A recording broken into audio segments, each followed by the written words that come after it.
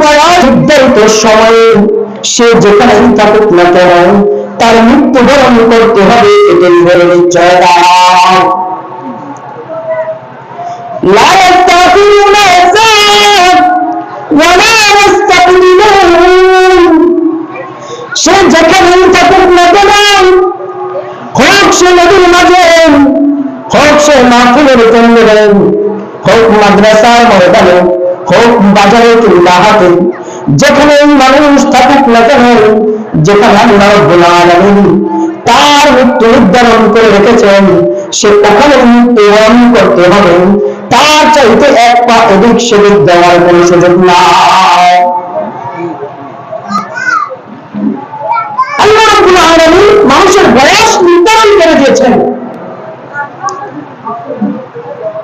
তার থেকে এক পা অধিক কিংবা এক পা অধিক করার কোন সুযোগ নাই।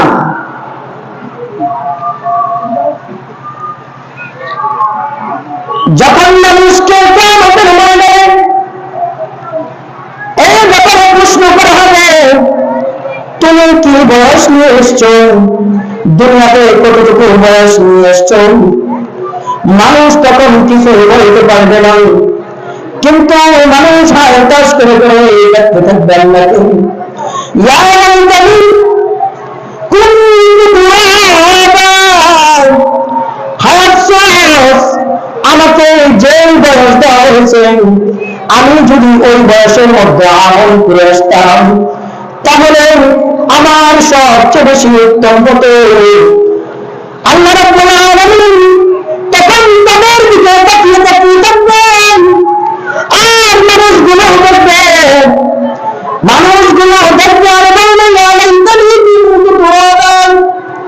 আফসোস, আজ আমরা যে দুনিয়াতে আমল করে যাই, যদি দুনিয়াতে আমল করে আসতাম, আজ আমরা এই প্রত্যাশা করতাম না যে আফসোস আমাকে যদি মাটি বানানো হইতো তাহলে আমি দুনিয়াতে আবার পয়দা হতাম, এই দুনিয়াতে পয়দা হয়ে আবার নতুন করে উত্তীর্ণ হয়ে ভালো আমল করে করে আমি এই দুনিয়াতে প্রেরণ করতে পারতাম।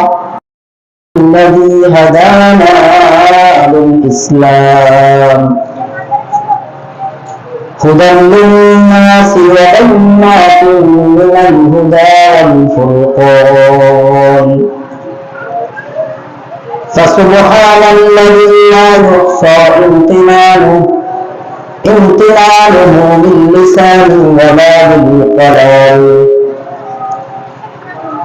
الذي نزل الفرقان ونشهد أن لا إله إلا الله وحده لا شريك له ونشهد أن محمدا عبده ورسوله قال النبي صلى الله عليه وسلم أشد الناس بلاء الأنبياء وقال تعالى فإنما توفون أجوركم يوم القيامة فمن زحزح عن النار وأدخل الجنة فقد فاز وما الحياة الدنيا إلا متاع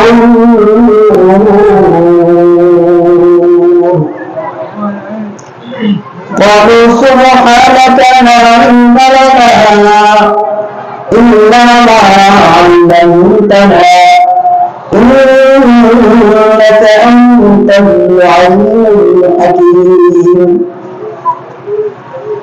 اللهم صل على محمد كما صليت على إبراهيم وعلى آل إبراهيم إنك حميد مجيد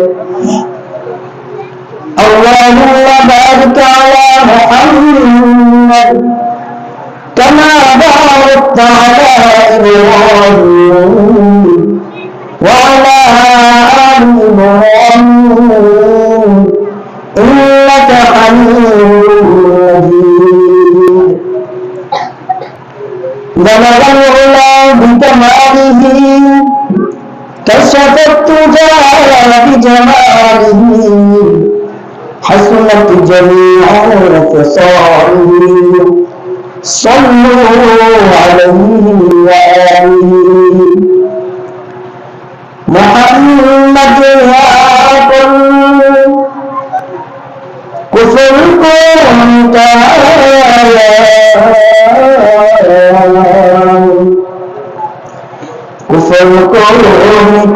كنت صدقتكم بتايا بلغ العمام بكماله كشف الدجى بجماله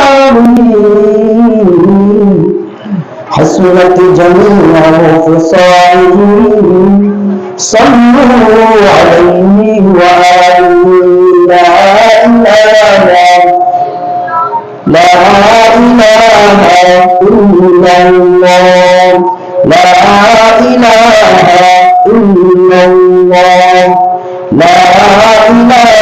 إلا الله جل لا إله إلا الله لا إله إلا الله لا إله إلا الله محمد رسول الله صلى الله عليه وسلم الحمد لله আল্লাহ রাব্বুল আলামিনের দরবারে লাখো কোটি শুকর যে মহান মালিক আমাদেরকে সুন্দর একটি মজমায় জান্নাতের পরিবেশে আসার মতো তৌফিক দান করেছেন। বোনা জেলার অন্তর্গত সরফেশন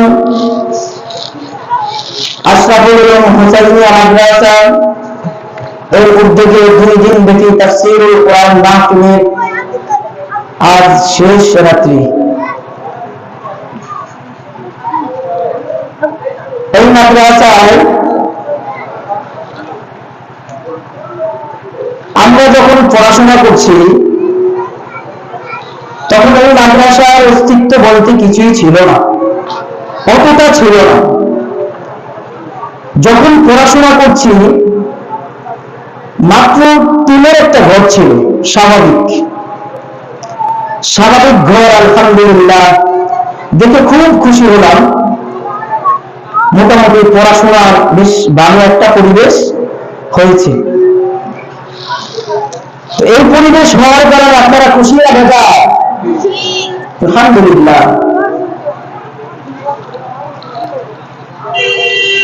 তো আল্লাহ রাব্বুল আলামিন আমাদেরকে পৃথিবীতে পাঠিয়েছেন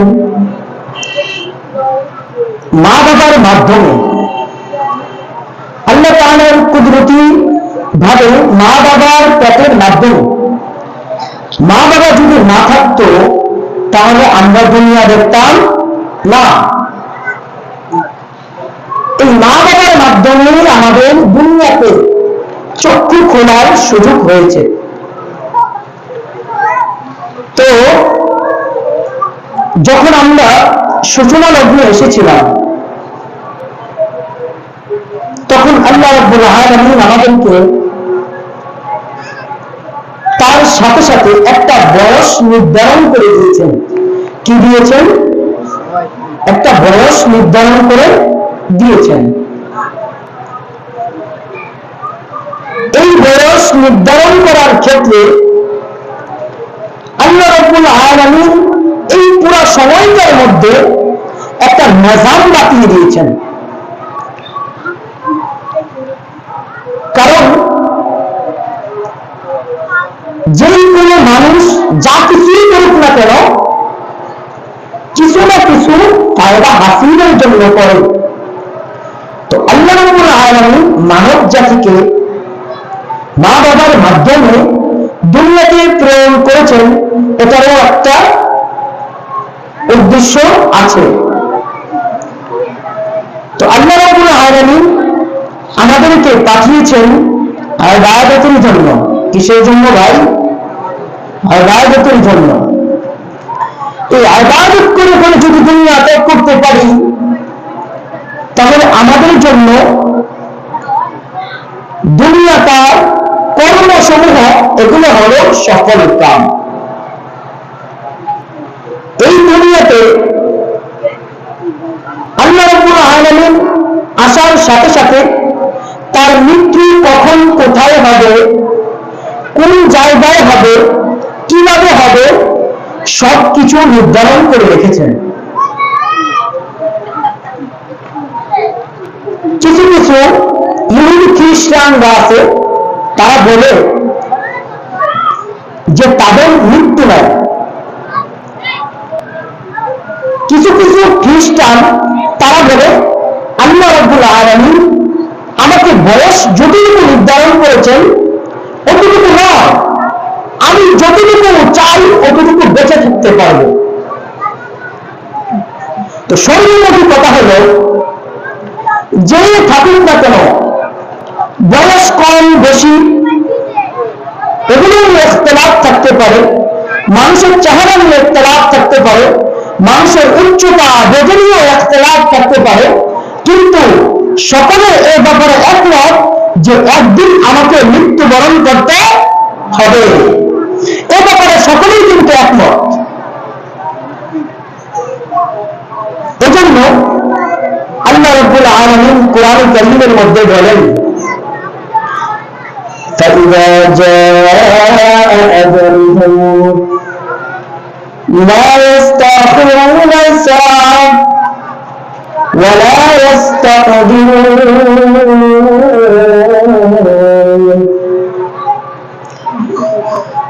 আল্লাহ রাব্বুল আলামিন কোরআন কারীমের মধ্যে বলেন, فإذا جاء أجلهم لا يستأخرون ساعة। মানুষ যখন যেটাই থাকুক না কেন আল্লাহ রাব্বুল আলামিন মানুষকে একটি বয়স নির্ধারণ করে দিয়েছেন। ওই বয়সের থেকে একটু আগেও নাও একটু পিছেও নাও, ওই নির্ধারিত সময়ে সে যেখানেই থাকুক না কেন তার মৃত্যুবরণ করতে হবে, এটাই হলো নিশ্চয়তা। লা ইয়াস্তাখিরুনা সাআত ওয়া লা ইস্তাকদিমুন। সে যেখানেই থাকুক না কেন, হোক সে নদীর মাঝে, হোক সে মাহফিলের কেন্দ্রে, হোক মাদ্রাসার ময়দানে, হোক বাজারে কিংবা হাটে, যেখানে মানুষ থাকুক না কেন, যেখানে আল্লাহ রাব্বুল আলামিন তার মৃত্যু নির্ধারণ করে রেখেছেন, সে ওখানে মৃত্যুবরণ করতে হবে। তার চাইতে এক পা এদিক সেদিক দেওয়ার কোনো সুযোগ নাই। আল্লাহ রাব্বুল আলামিন মানুষের বয়স নির্ধারণ করে দিয়েছেন, তার থেকে এক পা এদিক কিংবা এক পা ওদিক করার কোনো সুযোগ নাই।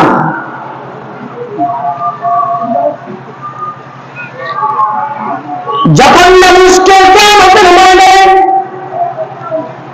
এই ব্যাপারে প্রশ্ন করা হবে, তুমি কি বয়স নিয়ে এসছো, দুনিয়াতে কতটুকু বয়স নিয়ে এসছো, মানুষ তখন কিছু বলতে পারবে না।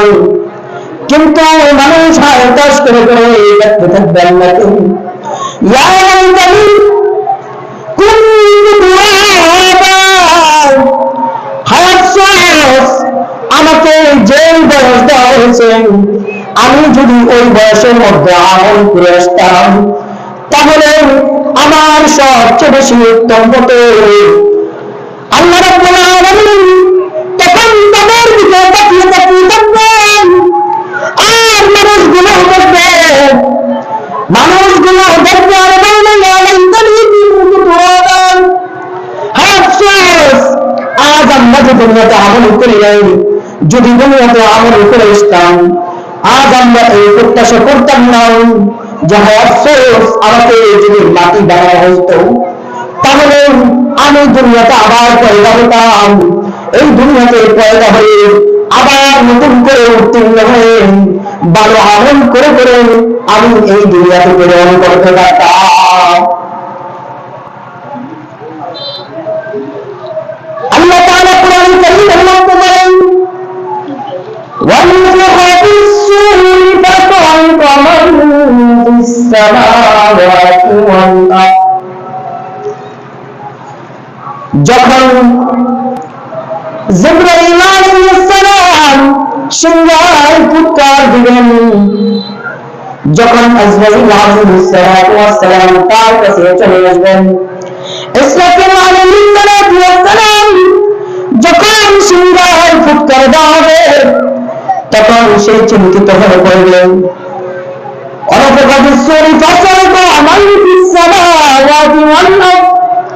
আসমান জমিন গুলো নিঃশেষ হয়ে যাবে। মানুষ যখন তার হুঁশ হারিয়ে ফেলবেন, প্রথমবার যখন সিংহায় ফুৎকার দেওয়া হবে, মানুষগুলো তার জ্ঞান হারিয়ে ফেলবে। এরপরে যখন এরপর যখন আবার তাকে উত্তীর্ণ করা হবে, আবার যখন সিংহায় ফুৎকার দেওয়া হবে, তখন মানুষগুলো আস্তে আস্তে মাটির থেকে উপরে উঠতে থাকবেন। মাটির থেকে যখন উপরে উঠবেন,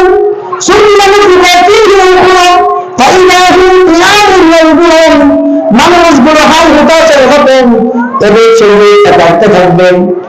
না দেখবে তার ভাইকে, না দেখবে তার ভাইকে, কাউকে দেখতে পারবে না, সে একাকিত্ব যাপন করবেন। ওই সময় যখন সে একাকিত্ব যাপন করবেন, তার মধ্যে একটা অনুভূতি সৃষ্টি হবে, আজ আমি জান্নাতি নাকি জাহান্নামী।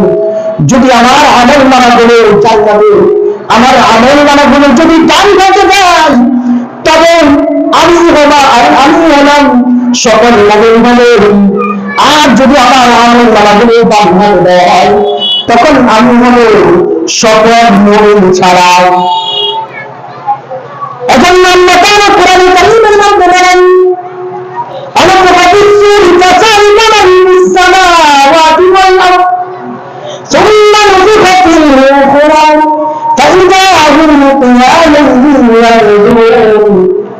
তখন মানুষগুলো দ্বিতীয়বার সিংহায় ফুৎকার দেওয়ার পর মানুষগুলো হায় হতাশার মতো চারিদিকে তাকাতে থাকবে, আর মানুষগুলো দৌড়াতে থাকবেন, আর সব মানুষগুলো নাল্লা হয়ে থাকবে।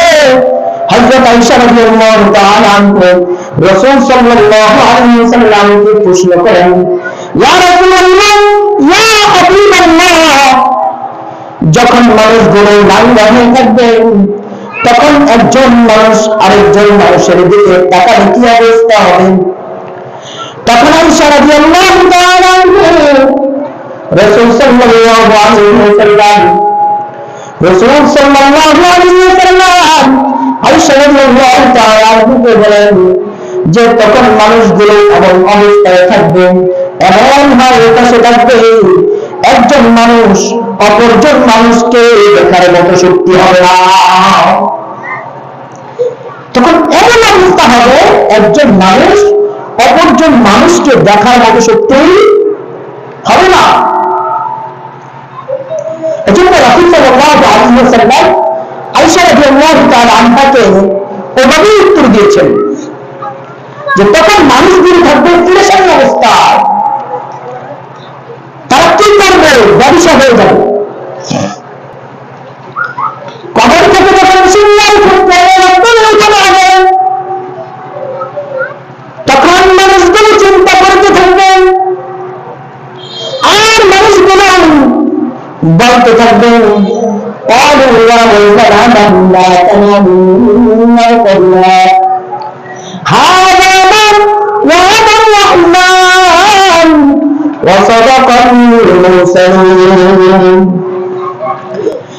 তখন মানুষগুলো বলতে থাকবেন,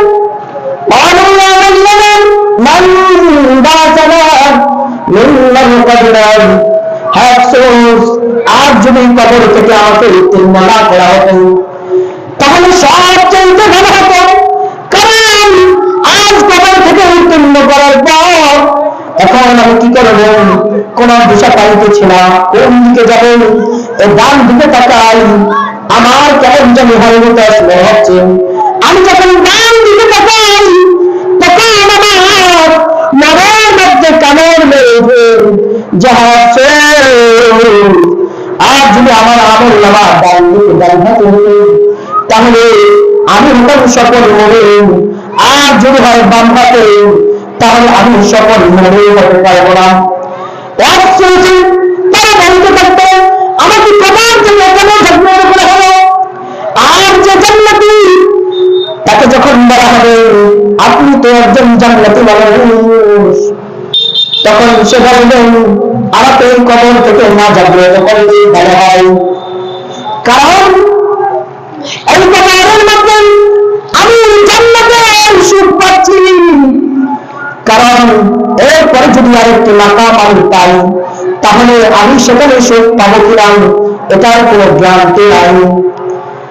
আর যে ব্যক্তি জাহান্নামী সে চিন্তা করবে আমি যে কবরে আছি, এই কবরে আমি যে অবস্থায় শাস্তি পাচ্ছি, আমি এই শাস্তি উপভোগ করতে থাকি, এরপরে যদি আমাকে আরেকটি মাকাম দেওয়া হয় সেখানে আরো কত বড় শক্তি, আরো কত বড় শাস্তি হবে সেটা তো আমার জানাবে।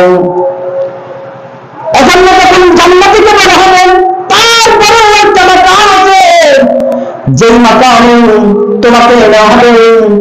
আর এই মাকামে যদি যাও তাহলে তুমি বাবা সবচেয়ে সফল মনে। এজন্য জান্নাতীরা প্রত্যাশা করতে থাকবেন